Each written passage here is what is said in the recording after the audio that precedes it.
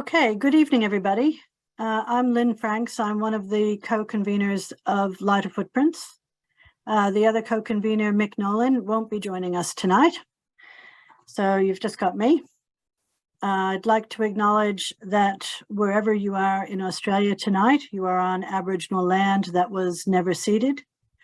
And I pay my respect to First Nations elders, past, present, and emerging. I'd also like to express the hope that we as a nation can achieve a voice to Parliament, treaty, and that we can listen attentively to the truth-telling that is happening now and that is to come. Tonight, we are focusing on getting off gas at home. Whether you're motivated by reducing your energy bills or addressing climate change, electrification is the way forward. We're delighted to be joined tonight by our speaker, Richard Keech. Richard is an engineer, consultant, and author with particular interest in renewable energy and energy efficiency. He has master's degrees in both engineering and environment. He was a lead author of the Zero Carbon Australia Buildings Plan and a regular contributor to Renew's publications on topics related to energy efficiency. Richard and his wife live at Cape Patterson in their new passive house, which hopefully we'll hear a bit about tonight. Richard is the author of The Energy Freedom Home and lead admin of the popular Facebook group, My Efficient Electric Home, which we encourage you all to consider joining. We're going to have plenty of time for audience questions. So please put your questions in the chat as they occur to you. And then two of our Lighter Footprints committee members will pull the questions from the chat after Richard has finished speaking. So now, will you please welcome Richard Keech.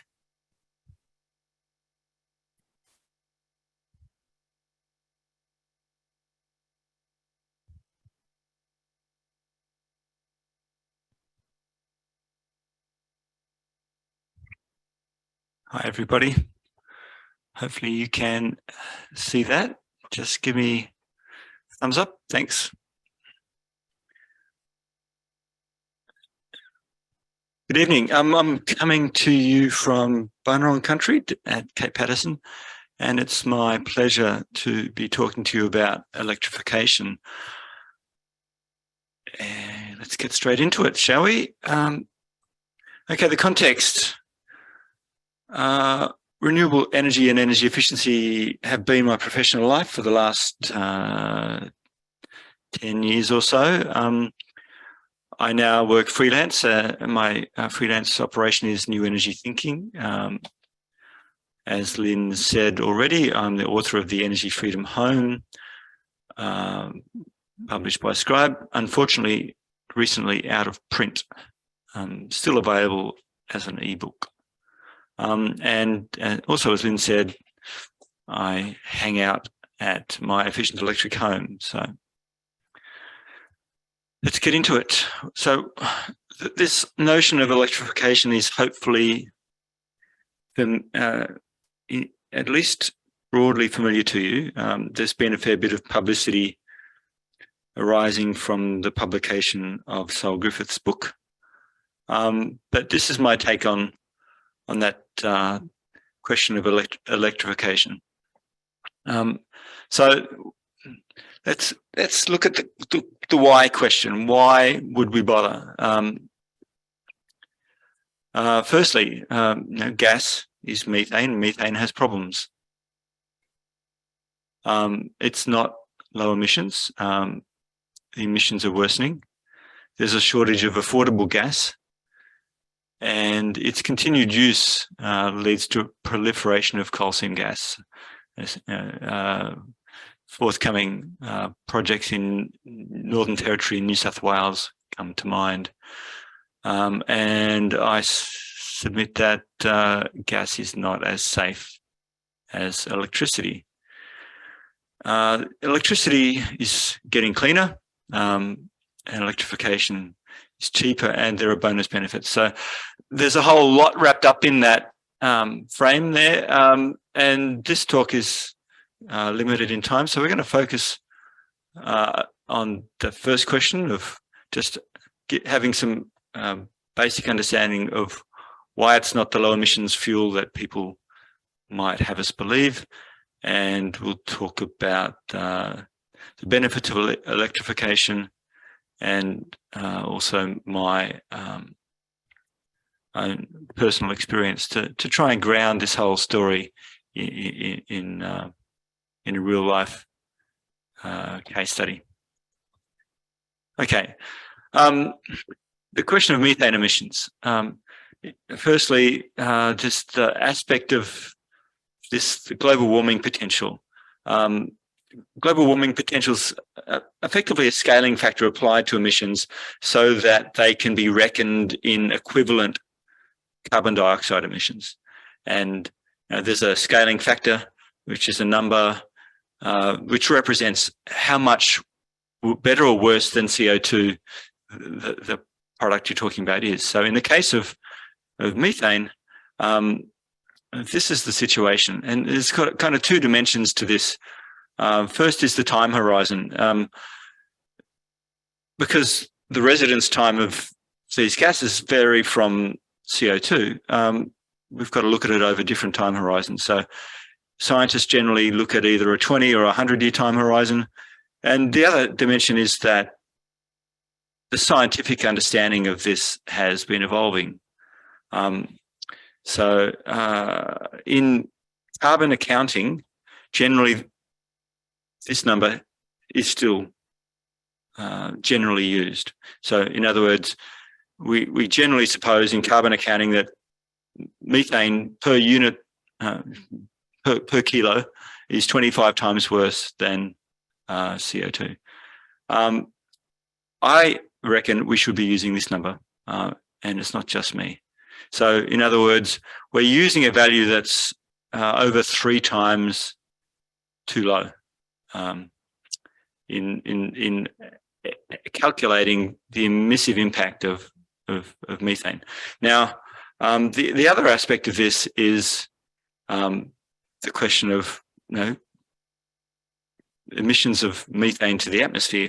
You might say, well, hang on, we take the methane and we burn it and producing CO2. So why is methane emission a problem? The problem is outlined here. So the ideal situation is you have a resource of methane and it goes through production, processing, transmission, distribution, and gets to an end-use device and combusts in oxygen, and voila, you get CO2 and water vapor out the end, plus heat, of course. Unfortunately, it's not.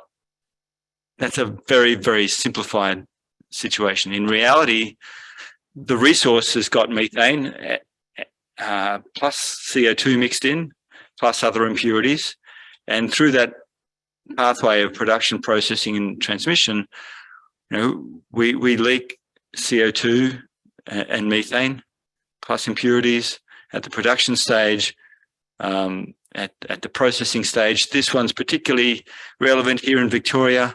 You may or may not be aware that in Longford, down in East Gippsland, there's a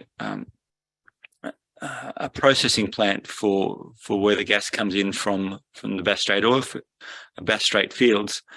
And in 2017, there was commissioned a so-called gas conditioning plant, and gas conditioning in the industry language just basically means removing the CO2 from the lower quality gas fields that are coming on stream. And guess where they put it? They just dump it into the atmosphere. Thanks, guys. And then transmission along the pipes.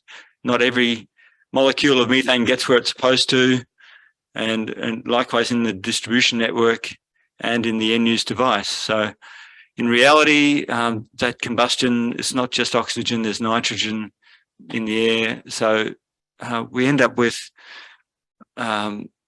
CO2, water vapor, carbon monoxide, potentially unburned methane, nitrous oxides, and potentially some impurities as well. So in other words, using gas isn't as clean as you think. And so that all begs the question of, compared to the amount that we use at the end use device, how much of that total volume is not getting, of what comes in at the start of the pipeline, how much is not getting where it should?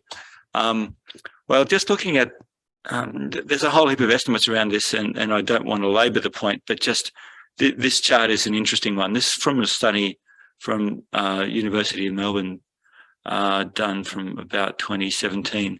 But these Bacon, Eagleford, and so on, these are gas fields in the US. And for each of them, there's an estimate or a range of, or not an estimate, a measurement of how much gas is leaking at the point of production. You can see the ranges are quite high. And the lines across the bottom represent what the Australian industry or government respectively thinks is actually happening. So it just beggars belief that we just can't take seriously the numbers given to us by industry in terms of end-to-end emissions. I have been I've been taking a close interest in this for over 12 years now, and I remain of the view that the real estimate, the real leakage of methane from point of production to end use is at least 3 times what the official estimates say. So if you take the global warming potential out by a factor of 3 and the leakage rate out by a factor of 3, then those two things multiply together. So in reality, the net emissive impact of using methane is out by about a factor of 10. So an order of magnitude worse than industry would have us believe. So it's not a good story. So that's as much as I'll say about that side of the story, about why gas isn't clean. Hopefully, if you're interested, you might look further into it. I think it's an interesting story. Okay, let's switch gears and talk about how houses can get off gas. And this is, I'm going to do it just by first looking at my first electrification journey. So this is a house I owned until recently in Melbourne. It was my family home. We moved in the day the Sydney Olympics opened in 2000, and me and my wife and 2 kids lived there happily for 22 years, or almost 22 years. And I started making changes in 2007. So 2006, I'm using here as a baseline year. In this chart, every column is 1 month. The orange part of the column is the gas energy, and the blue part of the column is the electrical energy. And the key takeaway for 2006 is that the energy consumption is greatest in the middle of the year. We're in a heating dominant climate, so it follows that we need a lot of energy for heating. And the other takeaway is that most the predominant energy use is gas, not electricity. So over the course of the subsequent few years, I made significant improvements to the house in terms of draft proofing, insulation, glazing, lighting, appliances, standby power, heating, hot water, and you can see that profile is coming down. We've still got that peak in the middle of the year, but the area under the curve, if you like, is diminishing considerably. And by the way, this is the underlying consumption of the house without consideration of solar panels. And you can see there in October 2011, no more gas. So that's when we disconnected. And then the following year, 2012, electricity use went up, but gas use is eliminated. So you can see that continued reduction is going on. And then 2013, I declare mission accomplished. And that's the journey. It took 7 years.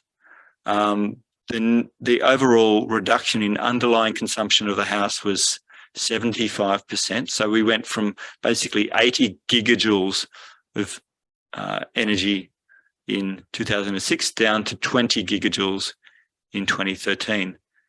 So that's a good story. And over and above that, that underlying remaining use of energy, electricity, is fully offset with solar. So in other words, the house is generating more than 20 gigajoules a year in electricity from the roof. So I'm net energy positive. That's a good story. So it was satisfying and effective, and ultimately it paid for itself in avoided electricity costs. Let's take a perspective on electrification. I've formed a view that you can look at this in terms of the idea that wires beat pipes. The gas as an energy source, involves combustion, which gives us heat, and plus products of combustion. So it's basically a one-trick pony. Gas gives us heat. That heat can be used for a couple of different things, but it's not really very versatile. On the other hand, electronics and wires, it's a solid state technology. There's no products of combustion at the point of use. It's intrinsically simpler, more reliable and safer than combustion and pipes. And as a tangible example, look at the earth leakage safety switch that you might have in your switchboard at home. That microscopic imbalance in the flow of current arising from an unsafe earth situation can trip the unit very, very quickly and save you from electrocution. There's no comparable thing with gas. If you've got a small leak, you're gonna have a small leak, and so yeah, I think at a fundamental level, electricity is more versatile and safer, and that versatility. One perspective on the versatility of electricity is that it fundamentally can be used to carry energy and information. And there's something really fundamental about that fact, because the electrical energy can be transformed directly into light and heat and sound and motion.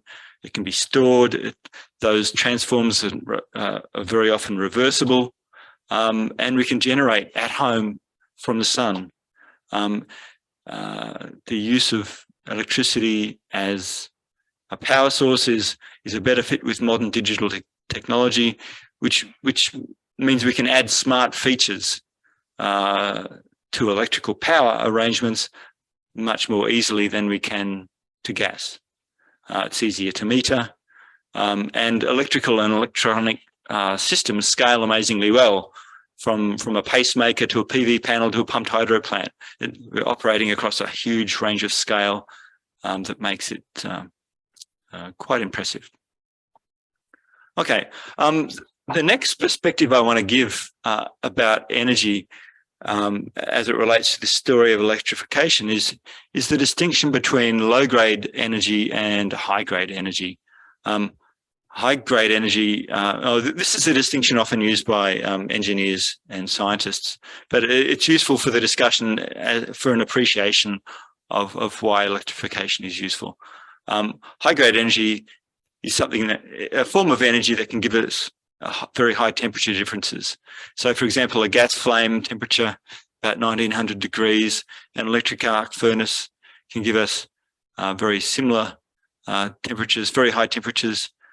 And low-grade heat sources are associated with low temperature differences. So when we're heating our homes, we only need 25 degrees or so. We need low-grade temperature. So there's a disconnect. So domestic water heating, 40 to 60 degrees. So there's this idea that you shouldn't use a high-grade heat source when a low-grade heat source will do. So why start with 1900 degrees when you only need 25? It's a sledgehammer to crack a nut. So, and with that context, consider that there's abundant, free, low-grade heat energy all around us. There's heat energy in the air, there is in the water, everywhere around us is full of heat energy. And that ambient heat, it's useful to distinguish when considering ambient heat, the notion of heat from temperature. They're different. There's as I said, low-grade heat all around us, and that air is a source of energy, and it's effectively infinite and renewable. So that when thinking about ambient heat, heat energy is like a fluid. It can move from one place to another. It flows naturally down the hill. In engineering speak, we've got a temperature gradient. Heat flows from hot to cold. But we can have a mechanism that forces it up the hill from cold to hot. And that mechanism is a heat pump. So that's a heat pump at my old house. We generally call them split systems. So the benefit of a heat pump is that a little bit of electricity can move a lot of heat. So in other words, you can move more heat energy than is needed in the mechanism to drive the system. So you don't need your mains energy to be your source of heat when low-grade heat is needed. So that's a really fundamental concept, and I hope that's well taken. That in a very real, and this isn't a metaphor, it's literal, that we can take heat out of the ambient air. It's a renewable and very, very large resource. It's, in a very real sense, we can use that heat energy in the ambient air as a resource. So next perspective, tale of three grids. Okay, in our modern society, we've got parallel energy supply networks. Electricity, we call that the electricity grid, the gas grid, and the petrol supply networks. We consider, with systems thinking, we can think of these as separate silos of energy. In other words, they're different delivery systems that are substantially independent of one another. There's upstream dependencies, but from the point of view of how we use them, they're functionally independent. But increasingly, electricity makes gas and petrol increasingly redundant as an energy source. That's my submission here today, that we can avoid the societal cost of gas and petrol,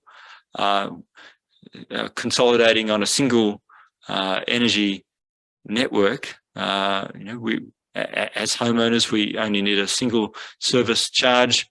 And there's a strategic simplicity that goes with having a single grid. And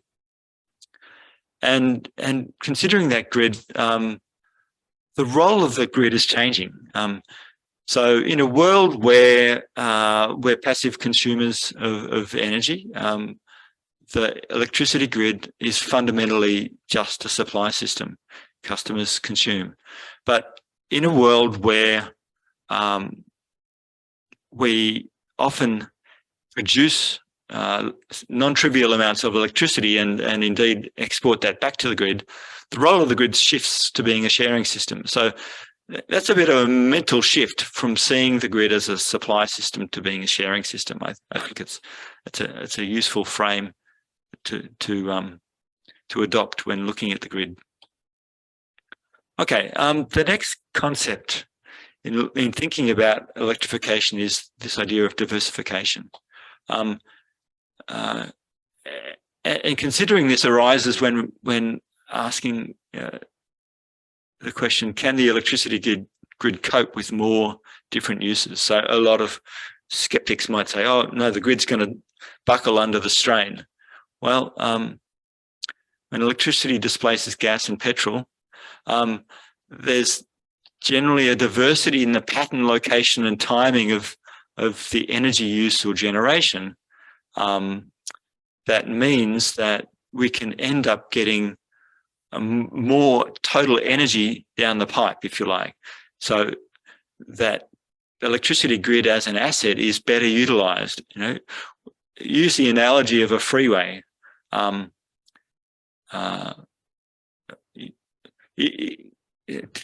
draw that analogy, imagine you have 3 different roads. Each one metaphorically is equivalent to respectively gas, electricity, and petrol.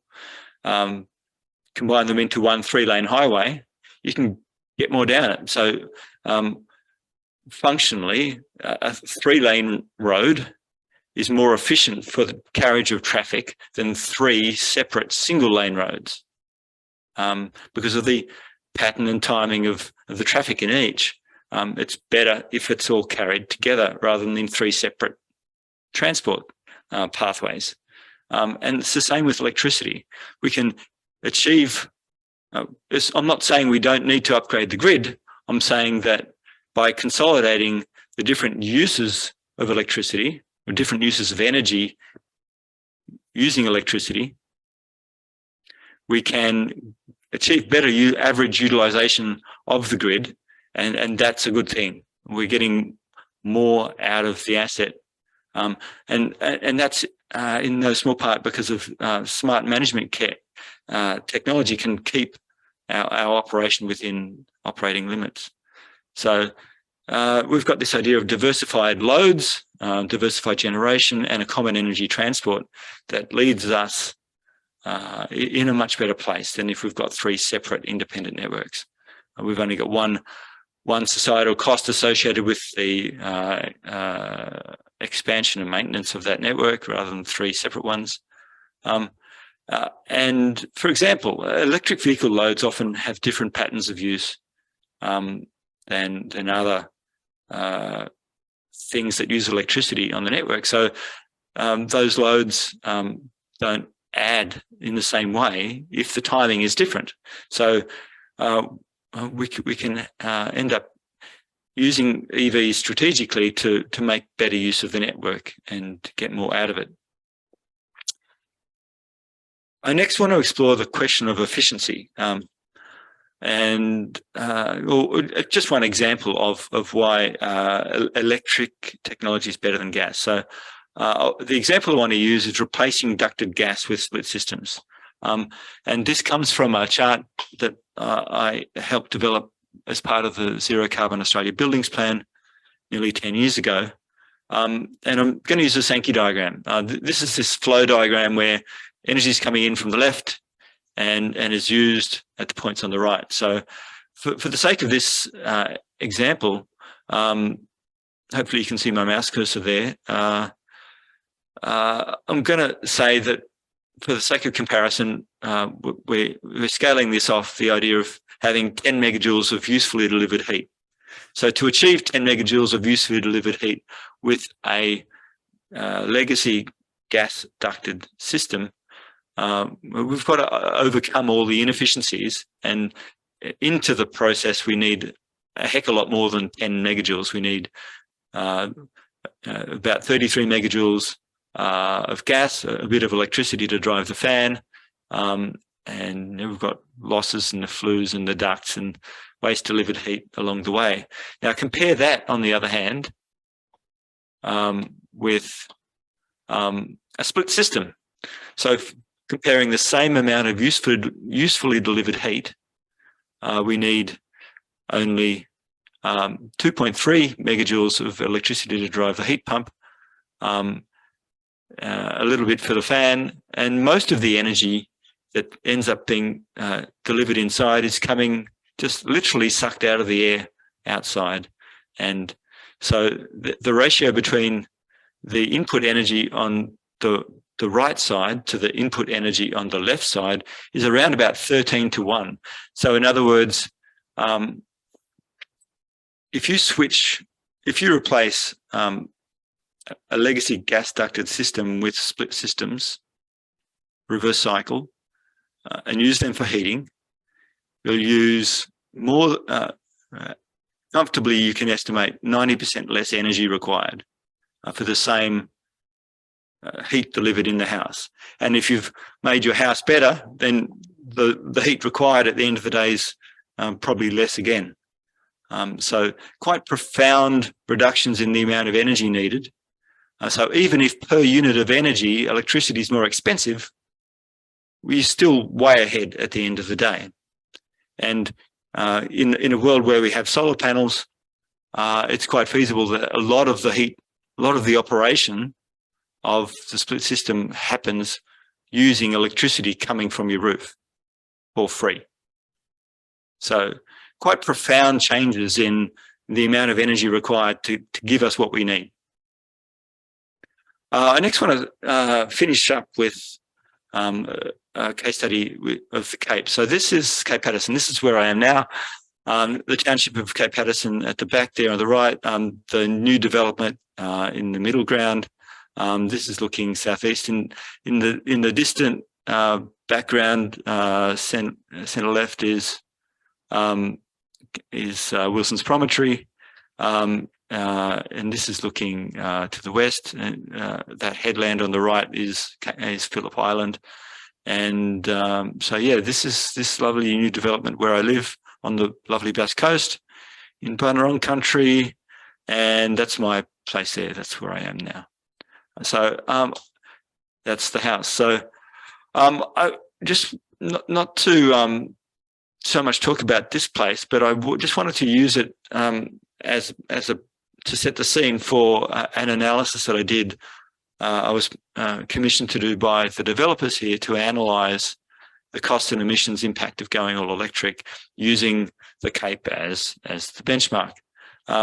So looking at houses, with characteristics like those here at the Cape, and including the energy associated with operating the car, a typical car, we're looking at operating costs and emissions of fuel, gas, and electricity, and we're comparing a baseline scenario of 6-star common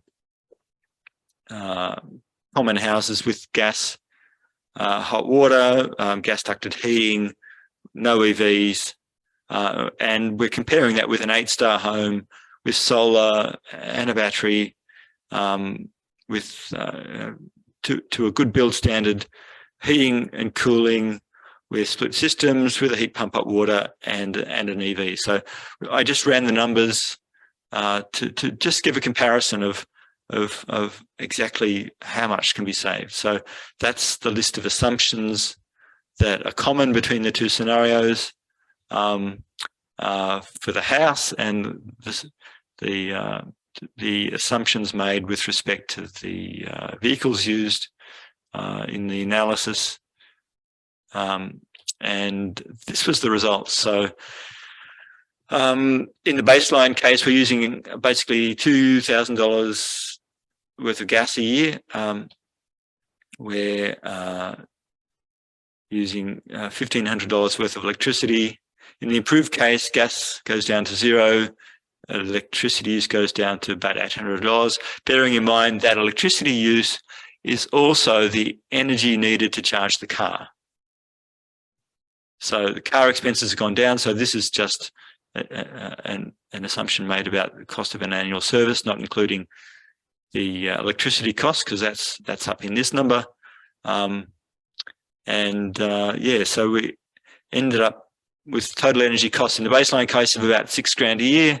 In the improved case of about $1,100 a year. So in the order of $5,000 per year savings. That's an 82% cost reduction, 94% reduction in externally supplied energy, and we're achieving practical carbon neutrality because the carbon emissions are down so low that it's not funny.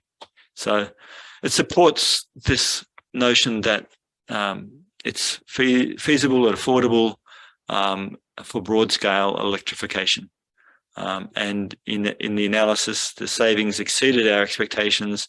And if we applied those across the entire estate of 230 homes, that's about $1.1 million a year that the residents here are going to save and keep within their community every year that would otherwise be spent on energy. So the last thing I wanted to talk about, Lynn asked me to quickly praise the subsidies available for energy efficiency initiatives here in Victoria. So I'll just quickly run through them. Are we okay for time, Lynn? Yep, good. Okay, for solar PV, there's the standard federal subsidies that have been around as part of the renewable energy target scheme for a very long time. And currently in Melbourne, in 2022, the subsidy corresponds to $425 per kilowatt of panel capacity installed on your roof, which is pretty good. So a 6 kilowatt system is going to give you about $2,500 of rebate off the underlying cost. In addition to that, there's a state-based scheme that gives $1,400 means tested with a bunch of other conditions, but many people would be eligible for that as well. So substantial opportunities to get solar in inexpensively. For heat pump and solar hot water, there's again the same renewable energy target scheme, federal initiative, when applied to a typical mid-range heat pump hot water service, is going to effectively reduce the upfront cost by about $1,000. In addition, the Solar Victoria scheme has a means-tested additional rebate of about $1,000, which again, you can't guarantee you're going to get, but between the two of them, it can mean that putting in a heat pump hot water service can be a very good proposition. Batteries, Solar Victoria rebate up to $29.50, and these different Solar Victoria rebates aren't additive. You generally only qualify for one in any household. Heating and cooling, Services Victoria are running a scheme that's fairly new. It's means tested, and it'll subsidise the installation of an efficient split system by up to $1,000. For general efficiency measures, there's the Victorian Energy Upgrade Scheme, which is quite broad and covers a whole bunch of initiatives, and we don't have time to go into details about it. And lastly, I just mentioned the EV. It's administered through Solar Victoria as well. At the state level, there is a rebate on EVs of up to $3,000 for electric vehicles up to a maximum dutiable value of $68,740. So above that level, you get zero rebate. So unfortunately, some of the more popular cars are now coming in over that, so they don't qualify for any. And the flip side of getting this rebate for electric vehicles is that the Victorian state government, in their wisdom, now are taxing EV owners per kilometre travelled. So, I recently bought an EV. I was able to get this discount, but I'm paying a few cents per kilometre for the privilege. So you get on the one hand and you give on the other. So just to finish up, if you want to look into this in more detail, you can look at the article that I had published in the Fifth Estate last year, or Tim Forsey's similar article. And to finish up, I just wanted to use the words of Rachel Golden from the Sierra Club. There is no pathway to stabilising the climate without phasing gas out of our homes and buildings. This is a must-do for the climate and a livable planet. That's it. Thank you very much.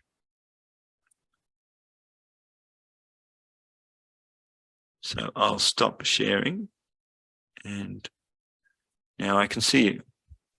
Beautiful. Thank you very much, Richard, for that presentation. Very, very helpful. I think for a lot of us, it's fantastic to see what can be done with a new home build.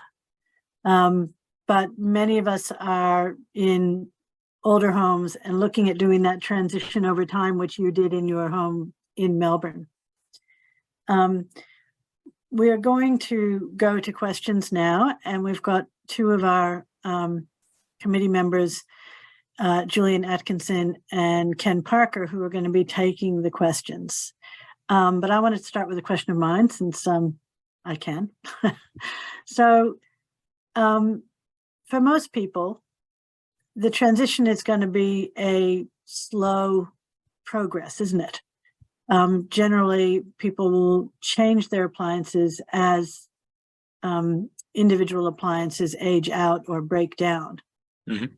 Is there any circumstance in which you think it makes sense for people to take an appliance that hasn't aged out or broken down and replacing it?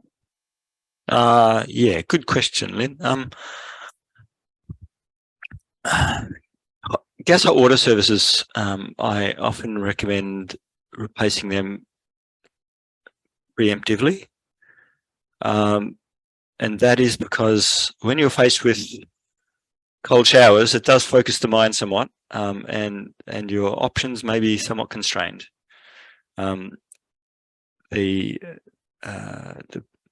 organising getting an efficient hot water service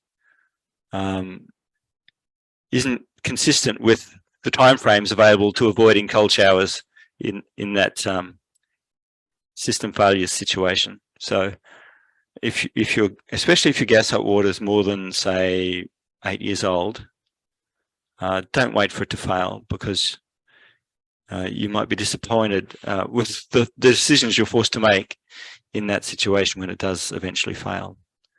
So yeah, place it preemptively. I'd certainly not wait for your gas ducted system to fail. There's no point. There's just such ducted gas heating systems are fundamentally broken at so many levels. It's not funny. So certainly don't wait for them to fail. If you're interested in understanding why gas ducted systems are so problematic, have a look at my blog at newenergythinking.com. And I'd be happy to elaborate if there are further questions about that. But to your question, Lynn, yeah, don't wait for it to fail. Likewise, gas cooktops, don't wait for your gas cooktop to fail. Just get a good induction cooktop and save that gas. For many people, that might be the last remaining thing you have on gas, and by disconnecting and abolishing your gas service, you're saving that service charge, and it's very satisfying to eliminate that entire class of utility bill.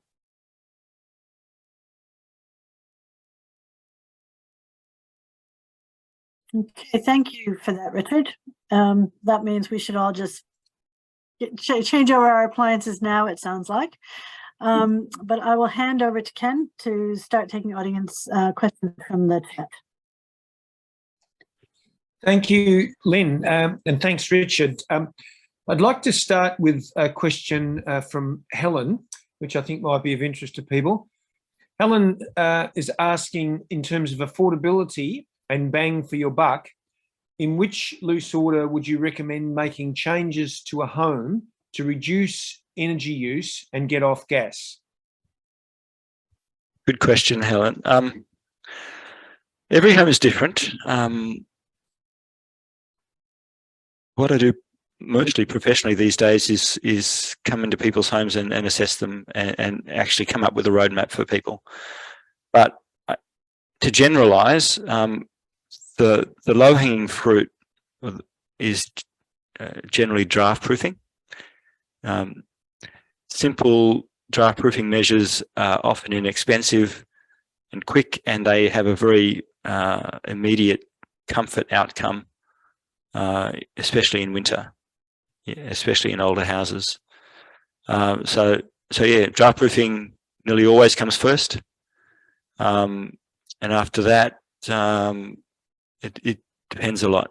So the assessment of a house is often done on a basis, or always, the approach that I generally take is looking at a house and asking myself, what is the dominant pathway for uncontrolled heat flow in the house? And depending on the answer to that question, the priorities may change. In older houses where the windows aren't too big, older houses where the windows aren't too big and you've already got some existing insulation, very often the walls are the next most significant pathway for uncontrolled heat flow. So even if your ceiling insulation's not enough, then the walls might dominate. In other houses, often newer houses, tend to be overglazed. They often have windows that are too big, and often the windows tend to be the dominant pathway for uncontrolled heat flow. So upgrading to double glazing might be the best thing. So yeah, it depends. Considering solar is tricky. Solar often gives very good bang for buck, but putting solar panels on your roof doesn't make you immediately more comfortable. So, so I generally recommend putting solar on later, unless you've got, as my client yesterday had, I put that to them that, yeah, maybe wait for solar, and they said, oh, my mum's paying for it. And I said, okay, do it tomorrow. So, so obviously most people have a finite budget and you know, prioritize the things that are going to make the most difference to your thermal comfort first. But when you've got something that's sort of outside of your immediate budget that can help you, then yeah, sure, do that whenever. Yeah, hopefully that's sufficient answer. And yeah, if people want to explore a personalised home assessment, I'd love to hear from you. Thanks, Richard. Julian, would you have a question ready? Yeah, sure do. This question's from Roger. He's wondering if you did a cost-benefit analysis to ascertain if the changes would provide a financial incentive for making the switch to fully electric. Yeah. That's been done. I haven't so much done it from looking at individual items, but I've done the net present value analysis on my own house, and to put it in context, we put our first solar panel in the old house in 2007, and we put more panels on in 2011. So the price of solar has gone down a lot since then. So our upfront costs were much more than people doing it today. But on the other hand, we received the premium feed-in tariff. But in our case, the total cost of all our improvements was about $50,000. But the equivalent changes to someone today would be more like $25,000. But that $50,000, we achieved payback in about 2018. So without considering the upfront costs, our avoided electricity and gas spend over since baseline on 2007, by the time I sold the house, was about it was well over $50,000 avoided energy costs. So yeah, I'd paid back the costs, even though those costs were very high. And someone doing it today will have lower upfront costs because solar is less expensive. But likewise, on the flip side, the feed-in tariffs are less generous today. But on balance, I think it still makes sense. There is still a reasonable prospect of being ahead financially after in less than 10 years. Excellent. Thank you. And that answers Leanne's question as well about how much the cost was over the journey. I'll pass over to Ken. Thanks, Julian. Sam's asking, how do you suggest replacing a gas boiler in a hydronic system with an electric water heater? And if it's convenient to bundle this up with a similar sort of question, Carlo wants to know, because he has a solar hot water system 20 years old with a gas booster, and does he need to replace it all, or does he keep the solar heater? Yeah, okay. Two very different questions, but the hydronic question first. It is sometimes possible to directly replace a gas boiler with a heat pump boiler. However, the heat pump boilers generally operate at lower water temperature than the gas boilers. So it depends on the type of boilers you have or whether it's in floor. And generally, if this is done as part of a broader upgrade of the home, then I'm of the view that hydronic is generally not a good way to do it. So although people who have hydronic love it, from a broad energy point of view, what feels like a gentle form of heat is actually a brute force approach from an energy point of view. So if you upgrade the thermal envelope of a house, then hydronic is usually not necessary. There's a good case study of a guy I know named Cam Munro who renovated his house in Malvern, and he upgraded to a very high standard, and he fitted both heat pump split systems and heat pump hydronic. And after doing it, his takeaway was, I shouldn't have bothered with the hydronic, that he was able to be comfortable just using the split systems. And yeah, he regrets doing the hydronic. So long story short, yes, it might be doable, depends on the system, but no, it's probably not a great idea in any case. The second question about solar hot water with gas, should you keep the solar part of it? I think that was the gist of it. It maybe is the answer. I kind of did that. I had quite an unusual hybrid solar hot water coupled with a heat pump at my old house. It lasted 11 years before the heat pump failed. In hindsight, it was an interesting experiment, but I wouldn't recommend it. So if the questioner has an existing solar hot water system on the roof, then the best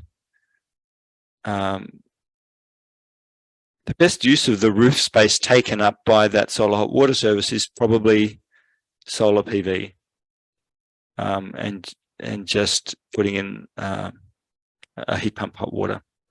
So solar hot water systems are often less reliable and harder to troubleshoot than people realize. And I can give you a whole story about that if you want, or I've written an article on my blog about why common domestic solar hot water is highly problematic. So hopefully that answers the question. Great, thanks, Richard. Over to you, Julian. Thanks, Ken. Lynn is wondering if you have a view of ducted split systems versus individual split systems. Okay. Sure.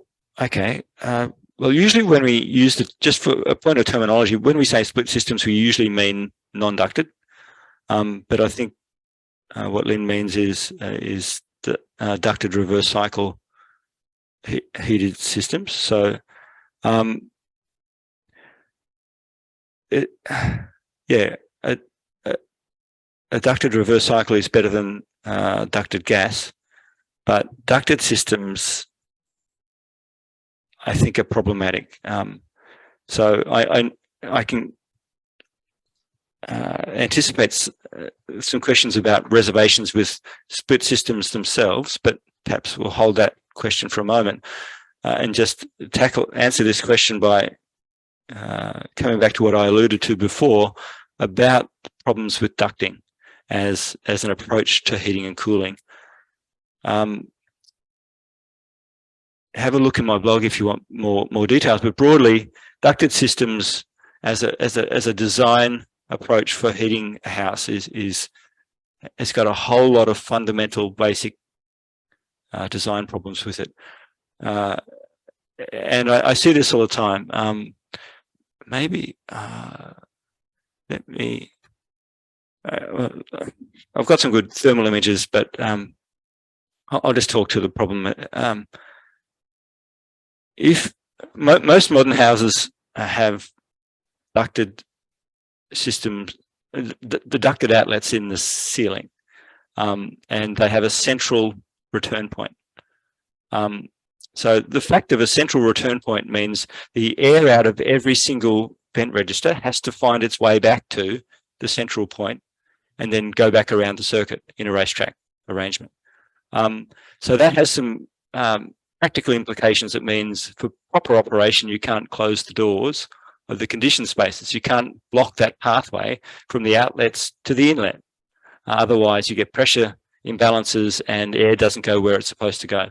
And you can end up drawing cold air in from outside, which you really don't want.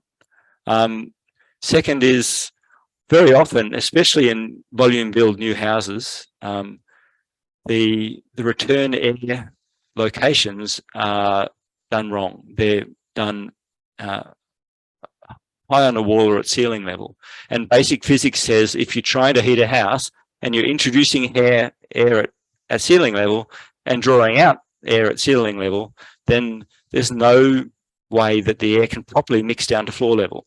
And that leads to stratification. That's really problematic. I see that all the time. It leads to bad outcomes. You end up using a lot more energy than you need, and it's the reason. You remember that Sankey diagram? There was that heat loss pathway associated with delivered heat that's not useful. That's because of things like stratification that lead to air coming, hot air being delivered into the house, but not actually very useful to you. So you end up using more heat than you need. Other things with ducts, they can accumulate dust. There are often almost universally the points where the ducts, the vent registers come through the ceiling is associated with gaps in the insulation, which compromise the thermal envelope. The fan energy needed to drive that whole system is non-trivial. So you end up with even in a gas ducted heating system, you're using a lot of electricity to drive the fan.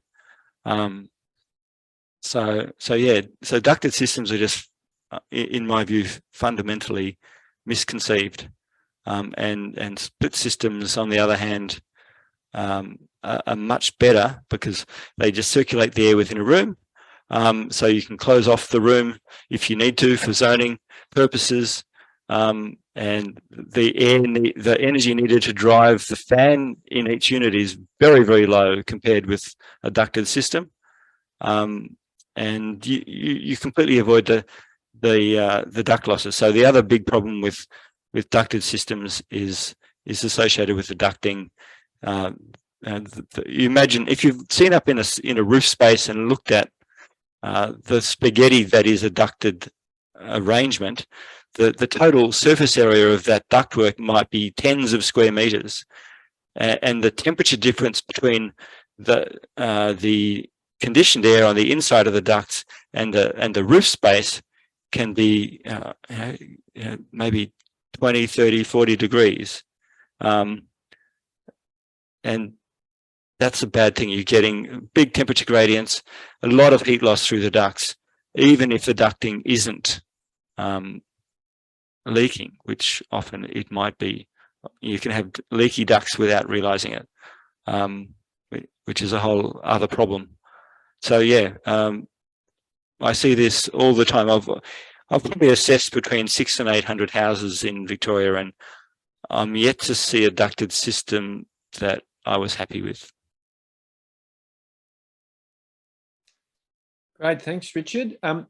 Now, I've got a question from Julie, and this is pretty topical and something of concern to a lot of footprints. It's in view of the state election coming up in November. She's asking, what policies do you think would help the switch to electrification? And she notes that currently there's no mooted moratorium on used gas connections. In fact, actually, we only just got away from having them compulsory. So we certainly haven't got to a moratorium, but just yet. And do you think this should be instituted? She states that electrification currently relies on consumer choice, but this is being met by significant marketing by gas industry promoting gas appliances and use. And perhaps you might like to comment on the gas industry ads that try and pretend that they're adding hydrogen and making their gas renewable. Yeah, great question. Okay, perhaps I'll answer that question by looking at some jurisdictions where there's good action on this. There's some good movement in some municipalities in the United States. The first one that made the push is Berkeley, California. In 2019, I think it was, they introduced a measure, a resolution at the council level that basically said any new buildings from a certain date, I can't remember when that was, but it's passed, new buildings are not allowed to have gas connected. So it's not banning gas, it's just banning new connections to gas.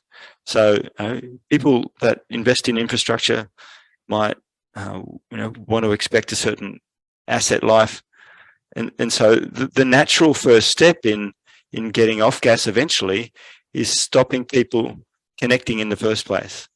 So we really need to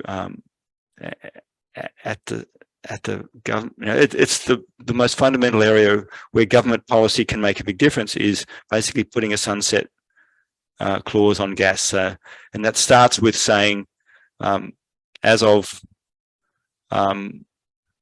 maybe this is what I'd do. I'd say by January 2023,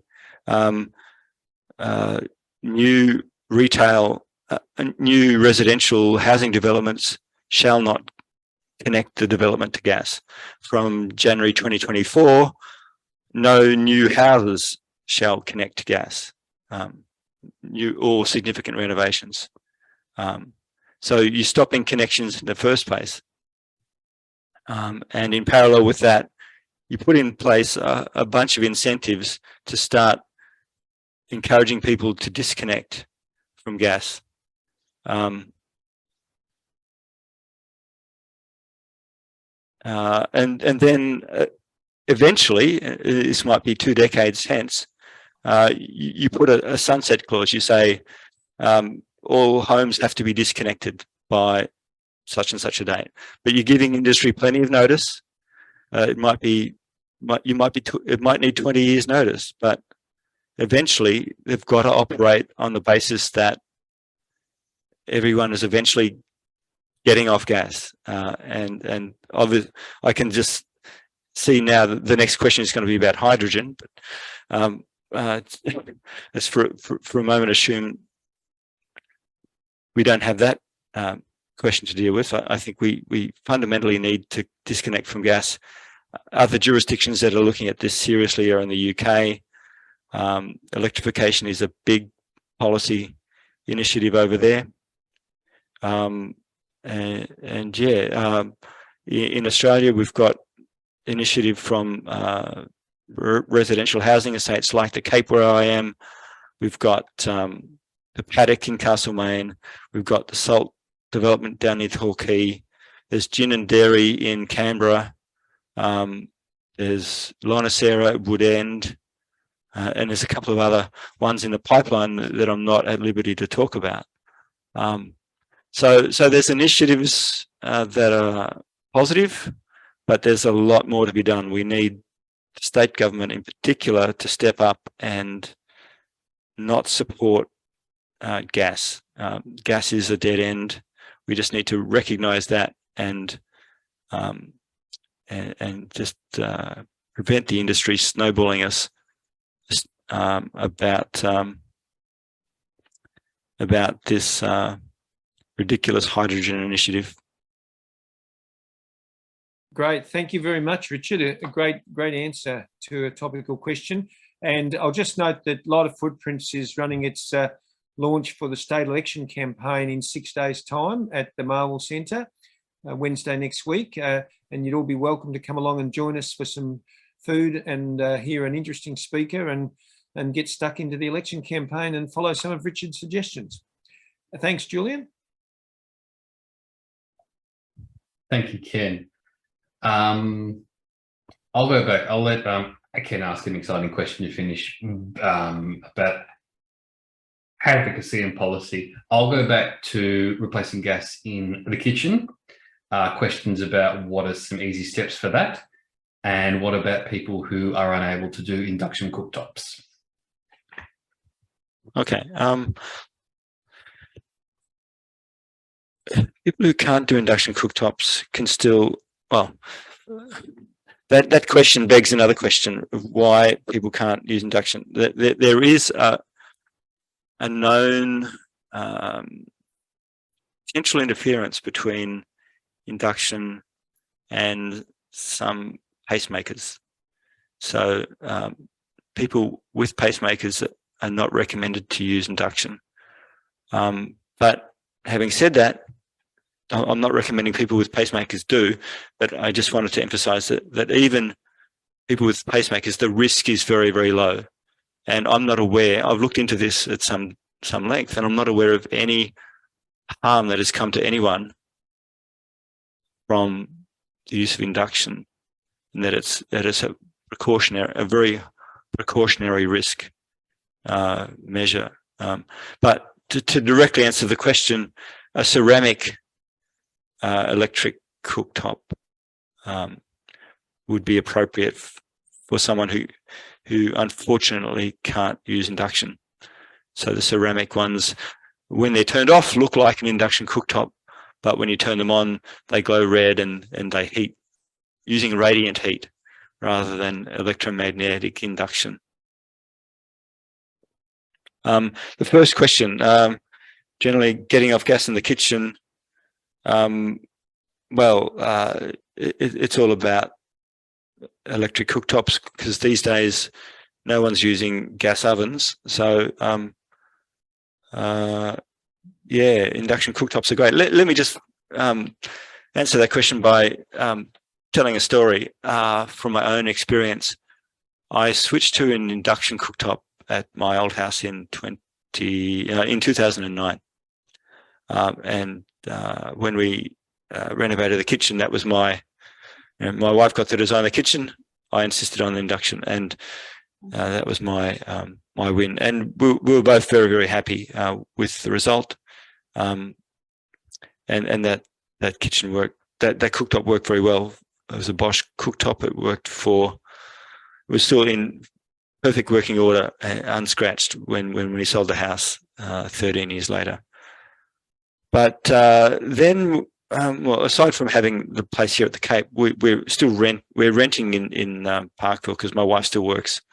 We split our time between Melbourne and here. And the rental we have in the city has a gas cooktop. And so I just wanted to reflect on the experience of going from induction back to gas, and man, it was horrible. Once you get used to induction, going back to gas feels just so terribly primitive. And one specific example, the way the heat carries up the side of a pot. So I was used to being able, I have a large saucepan, boiling water for spaghetti, and the saucepan has metal handles high up on the side of a deep saucepan. And I'm very comfortable and familiar with boiling the water in that on the induction and being able to pick it up and move it. I did the same thing on the gas cooktop, and then dropped the heat from the gas had gone around the sides and heated the handles that it hadn't done on induction. So in other words, I almost burned myself but by spilling a whole saucepan load of boiling water because the handles were too hot, and I'd just forgotten how to work with gas because of that extra heat that you'd sort of gotten used to not having. I was surprised. I'd forgotten how slow gas was. Just boiling water seemed to take forever. Making my wife's coffee on the stovetop was just so slow. So induction. I was reacquainted with how good induction was by experiencing gas again. Great, thanks, Richard. Now, there's a couple of questions which relate to the installing the split systems.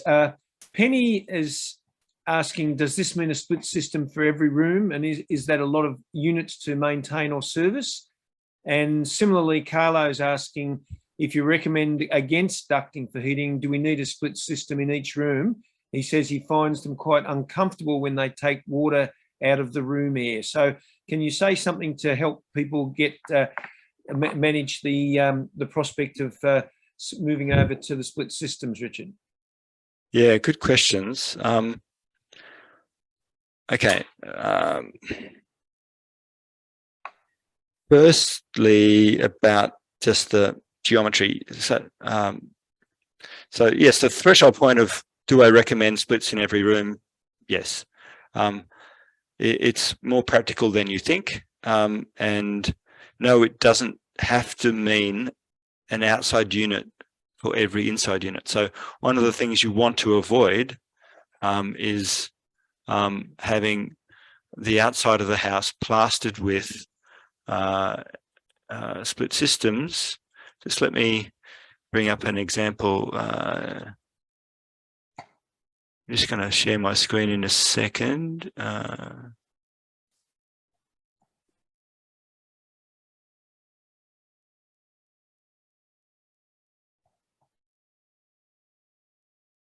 Hopefully everyone can see that.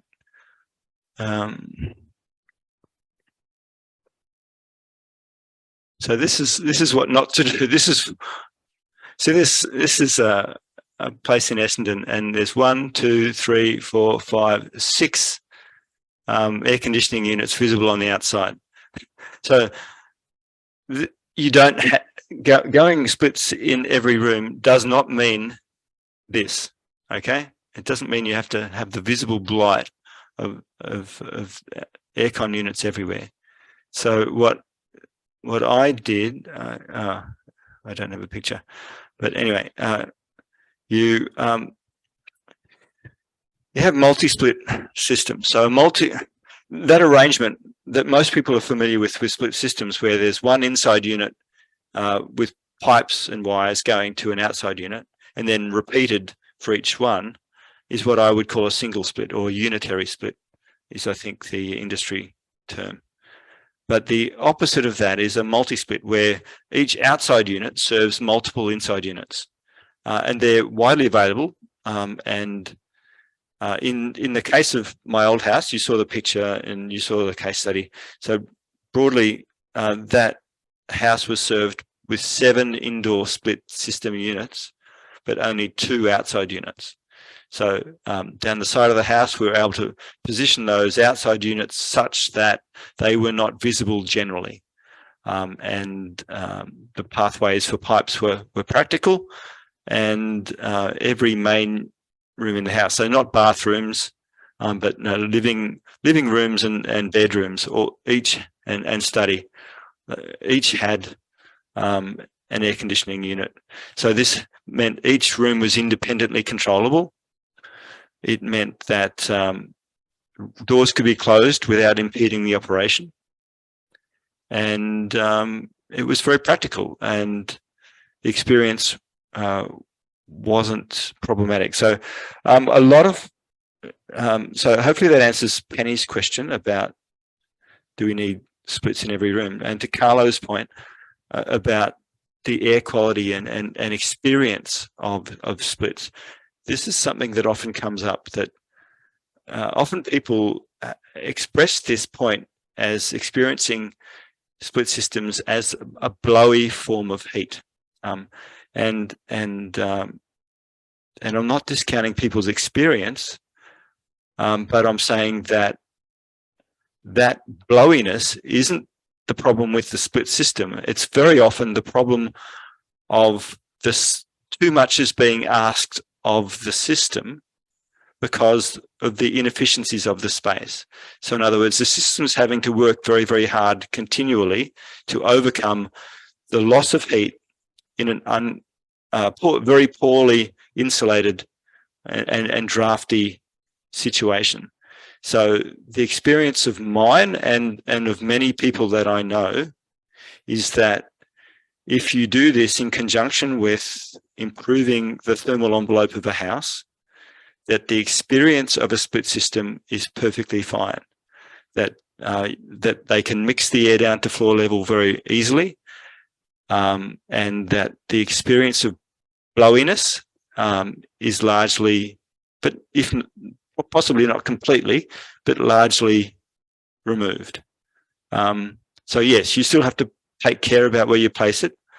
And yes, if you walk in front of it, you're still going to feel the air on you, but because the system doesn't have to work hard to overcome the deficiencies of the thermal envelope, it's possible to achieve extremely high levels of thermal comfort. And another point related to that, and it also comes back to the question earlier about hydronic, is this notion of radiant heat.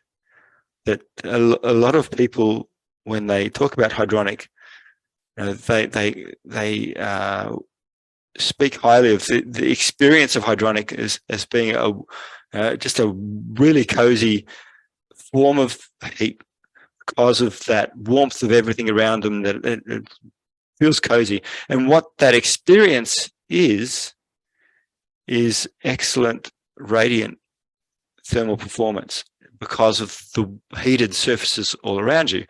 Now, that's the case of the hydronic system overcoming the fundamental problems of the thermal envelope, but you can achieve excellent radiant thermal performance just by having extremely well insulated wall, ceiling, floor, and good glazing and window coverings. So it's my experience, and it follows from the building physics, that if you have a improved thermal envelope, that in a winter scenario, the surface temperature of the walls and ceiling and windows and floor are all greatly increased compared with the non-insulated case.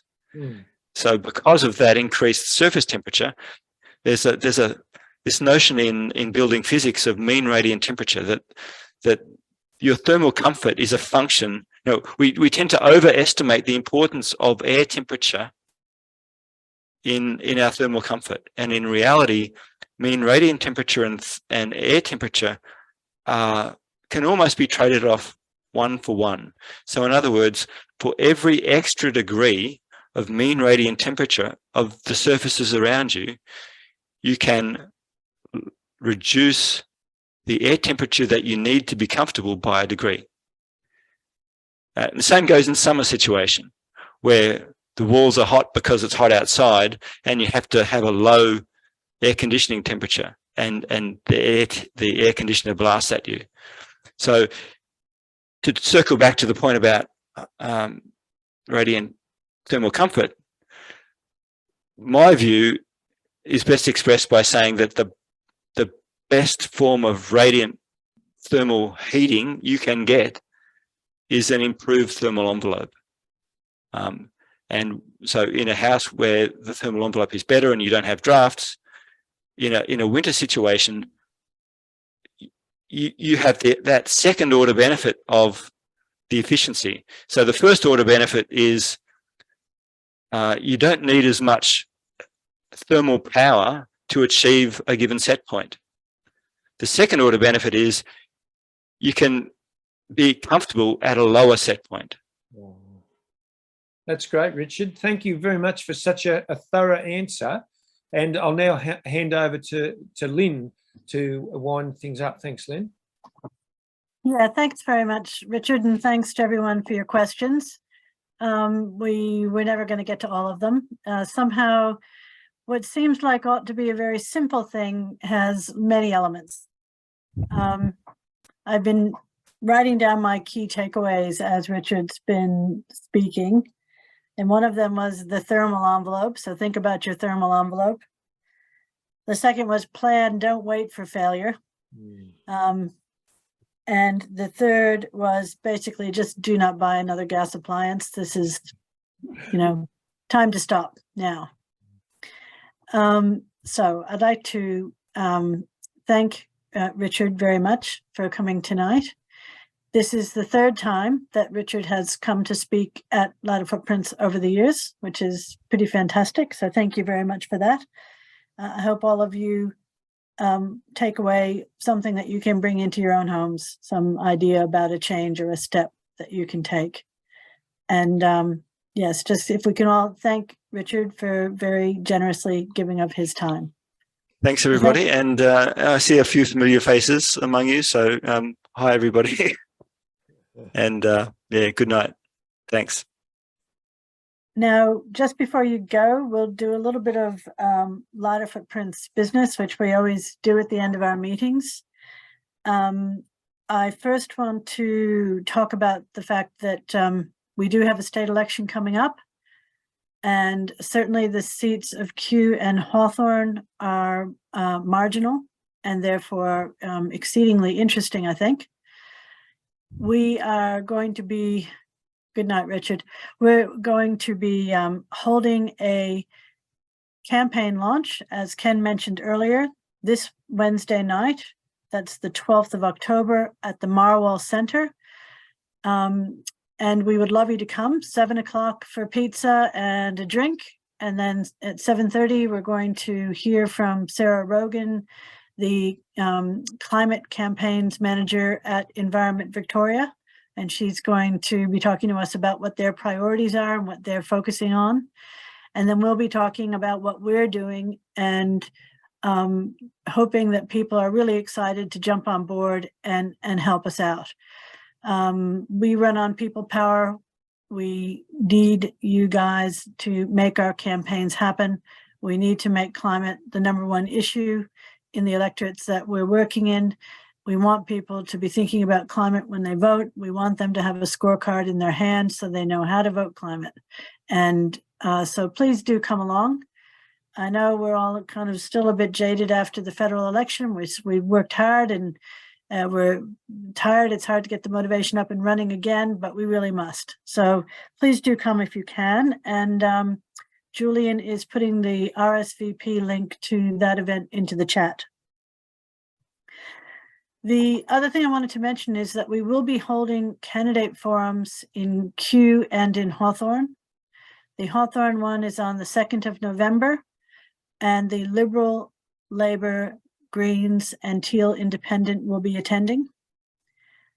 On the 10th of November, we are holding a candidate forum for Kew at the Marwell Center. It's a much smaller space, so if you want to come, I suggest you RSVP earlier rather than later, because I think it will book out.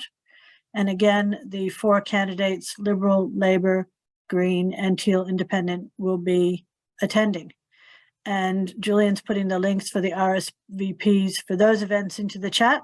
So please do RSVP to those.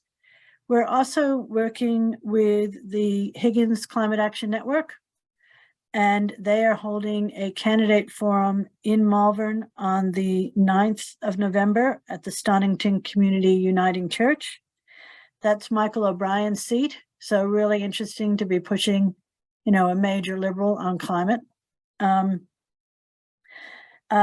I think the best way to keep in touch with what Higgins Can is doing is to sign up for their emails, which you can do at www.higginscan.org. They are also doing a campaign launch coming up. And so they'd love you to come along to that. And you can find information about all of that on their website and in their emails. So that's about it for me. I hope everybody gets on the journey to getting off gas at home. We have managed to achieve that. We had the gas meter taken away about, 5 months ago. It was a pretty exciting moment. And yeah, it felt very liberating. I felt like I was doing some kind of a revolutionary act.